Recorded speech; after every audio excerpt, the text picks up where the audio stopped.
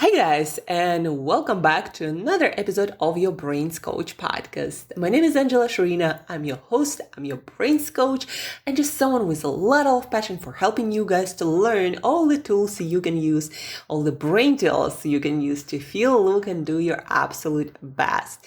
And today's episode is about doing your best and also feeling your best and learning about a lot of things, but actually not so many things. We're gonna start with oxytocin. Have you heard of oxytocin yet? Do you know what it is?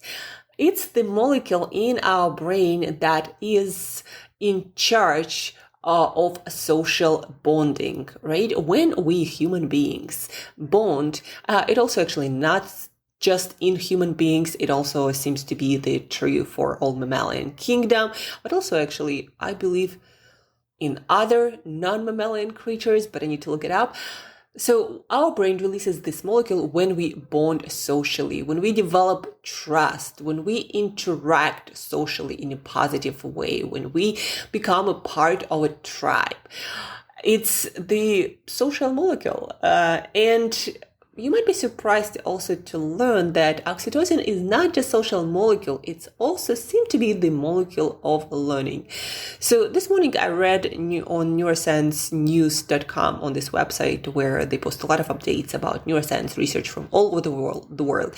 So I read about this study. The study was done in mice, and they looked at the release of oxytocin and learning experiences. And it seems that without oxytocin, without this social molecule, learning doesn't really happen that well. Like some mechanisms do not work that well, even though, again, research is at the very beginning and they still have a lot of things to figure out, as all scientists always do. But it seems that learning for mammals without oxytocin is impaired. And I actually read about oxytocin in learning in at least two more books. One was in public speaking and winning minds, basically neuroscience-based speaking to become an unforgettable speaker, impacting people and helping people to learn. And so the author recommended to start with some story and start it in a way to make people feel care and make people feel connected to the hero of the story that will release oxytocin and that will make people learn better, will people become more open to what you're about to say and be more open and ready to change in response to what you're about to say or to teach, right? So oxytocin. And also I read about oxytocin in a couple of Paul Zach's books. He is a neuroscientist who studies neuroeconomics, neuromarketing, has companies that deliver neuroscience as a service. So I read there too that oxytocin seems to be promoting learning. And then I believe I also read it in Federica Fabrizi's book, The Brain-Friendly Workplace. She also was talking about oxytocin and how it helps us to change, to learn, to cooperate. And now this study came out.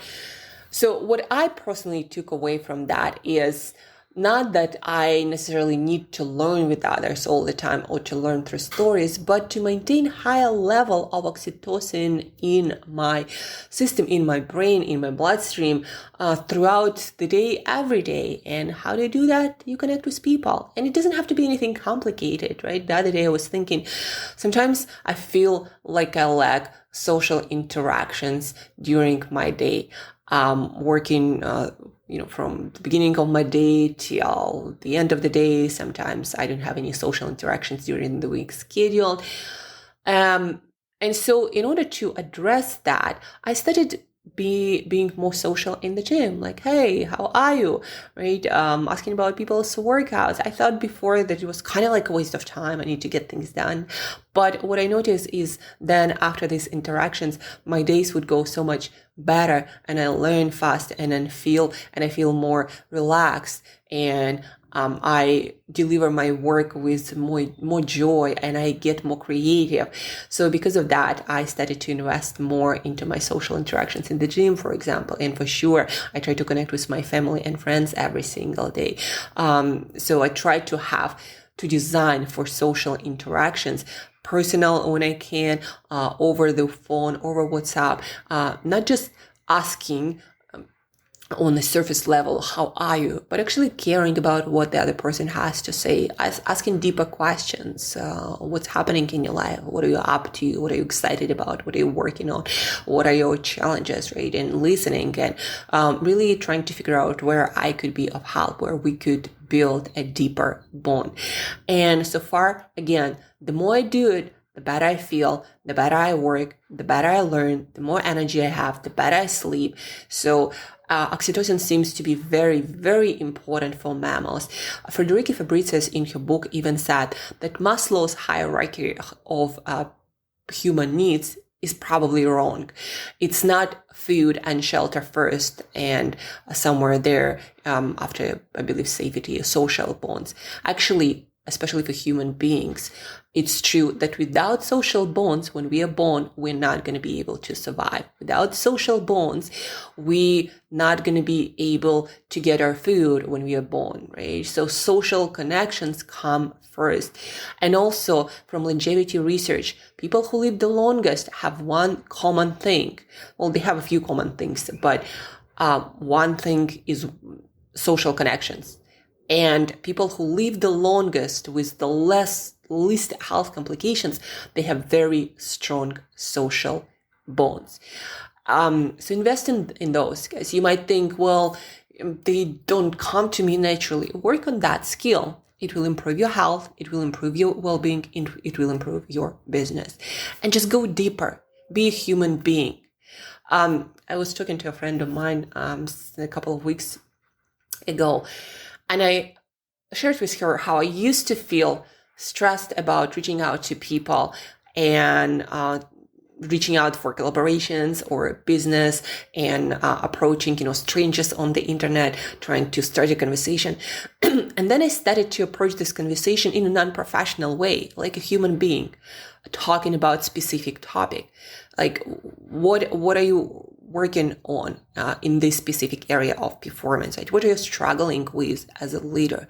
What are you struggling personally and with your team? Do these things make sense, or this, or could you share with me? It will help me to develop better service and to help other people more. And then I started asking questions, not with the goal to sell anything, but to really learn and understand people. And people felt that. And I started to have really warm conversations, building connections that felt almost like I was building friendships. And I started scheduling more calls, and that will eventually also grow and rise my sales and bring more business. But it's not what's most important, as I realized. What's most important that gives me the most pleasure and joy, actually the act of building those deeper connections. By the way, I wonder if you hear this rooster making sounds still, probably the late one. Usually they start at 4:30 a.m. Anyhow, Playa del Carmen, Mexico, we have our roosters, probably you can hear. And back to oxytocin. So, and that all, building these connections, it made my work enjoyable. Like I'm having fun. It's like talking to friends, but learning so much about my business and improving my sales and business connections, etc. So oxytocin, it helps you to learn. It makes you live longer. It makes your health better. It makes you sleep better. It makes you feel happier, right? So invest in those connections and go first, go deeper, be there for other people, and you'll build connections really fast. So that's kind of a lengthy introduction to the main course of the episode, that was procrastination, and how as entrepreneur wearing a lot of hats already, our problem is not laziness. Most entrepreneurs do not procrastinate work because we are lazy and we don't have things to do and we just want to sleep and do nothing. No, most entrepreneurs have another problem. We wear too many hats, and it feels like we have no time to start new projects that will shape our future, be that personal, professional, right? So how do we make sure that we actually start those things that we know are important, things that will help us to build better future, be that business or relationships or health, when we already have a lot of things to do? Well, first of all, of course, it's about priorities and realizing that those things you really want to invest in. But then there is this mathematics that our brain does all the time. It's trying to figure out whether we should take action or should procrastinate or delay action. So the brain mathematics subjective and very simple. Whenever reward seems to be small and cost of the action big, your brain makes you procrastinate, or it gives you a red light for action. Whenever your brain considers the reward bigger and more important and cost smaller compared to that reward, your brain will give you green light and you act, you don't procrastinate. Now, the neat trick about that is you can adjust that perception of reward and cost and trick your brain into taking more action. You can literally, through your self-talk, talk yourself out of procrastination. So first of all, of course, is realizing, again, this is important. And then you want to pump up your reward. How do you do that? You start writing down or talking, thinking in your mind about all the great things it will bring into your life. It has the potential to bring into your life. Let's talk about starting podcast series, right? And you're like, I'd love to start podcast series. It will help me to connect with so many people, to make my content be more shareable, to learn so much, to bring in possible sales, and then possibly advertising and sponsorships. There are so many ways you can pump up any goal, and you can create a brighter picture of that future. And you gotta make it really close. You gotta feel it, almost taste it. You gotta make it big and bright and vivid. That's how you pump up your reward. If it's about health goals, imagine how your life gonna be transformed, how you're gonna feel full of energy, waking up, ready to go with a smile on your face, feeling absolutely amazing in your body, how it feels and how it looks and how much confidence it adds into your life, and then that pours into your work and into everything that you do and deliver, right? Imagine that, feel it. And also, if you're someone who is more motivated with pain, then you can imagine how it's going to be if you just continue on the trajectory of poor health habits, for example. And you're going to waking up with less and less energy, feeling less and less good about your body, and getting some health complications that will complicate your life and steal your confidence and steal some of your relationships, and everything is just going to be worse, and your brain not going to work so well. And so you deliver poor quality work, and people will outperform you and outdo you. So many things, right? Depending, again, what motivates you more, pleasure or pain. Maybe in different cases it's a different thing, but you get the idea, the reward. You gotta understand what's the future, what's the compelling future. What are you losing in the future if you're not going after this action, after this reward, be that personal fitness, health habits, or starting a new side business gig? What are you losing, and what are the rewards? Make them really big, important, connected to your internal values. Feel them. Really visualize that future. That's how you make the reward big, important, juicy in your brain. And then when it comes to cost, you make them smaller by making the entry barrier low, by making it easy to start, by chunking down your goal, making the first step super easy, simplifying the whole process. Like, well, let's say you want to start working out, get YouTube video and do 10 minutes every day. If you want to start a podcast, record it with your phone. I'm still recording it with my phone and a microphone, and put it out there without editing. everything, right? Do your best to start, because if you don't start, you don't have the potential to develop your project into anything better. So realize that and start very small, start tiny, and just build up that consistency. So that's how you make the cost very, very small. People for whom starting things seems complicated have one difference from people who consider it simple and who actually start many more things. One difference: they feel like the start is too complex and requires too much energy. And maybe you made it too complex. Go for simplicity, for minimal viable products. Start with the simplest freaking thing you can imagine of. That's how you make the cost much, much smaller. And once you have a big juicy reward and a tiny cost to start, taking action will be almost a no issue, except for a couple more things. You need to not forget to start that action and put it into consistent habit. And that you do with triggers and the right kind of reminders, hot reminders. Hot reminders are the things that prompt you to take action when you actually can take that action. Let's say you want to start exercising. So put the reminder and alarm clock exactly when you want to do the exercise. Is it after you wake up? Well, put that alarm, not just for waking up, but the second alarm is for your working out. Put reminders all over the place. And the second thing on continuing taking action, put some trigger. The best trigger to make you consistently take action, especially action that you're procrastinating on, been procrastinating on for a while. The best trigger is commitment device. Public display of your commitment to action. You either get a buddy, you get a family member, you sign up for one of those websites who make you paying fines if you don't take action. You ask some of your friends to post some embarrassing photo or something else about you if you keep procrastinating, or or you give someone money and they pay that to someone you really hate, the charity or the cause, if you procrastinate, right? Public display of your commitment, getting other people involved, that's the best way to make sure you do not procrastinate.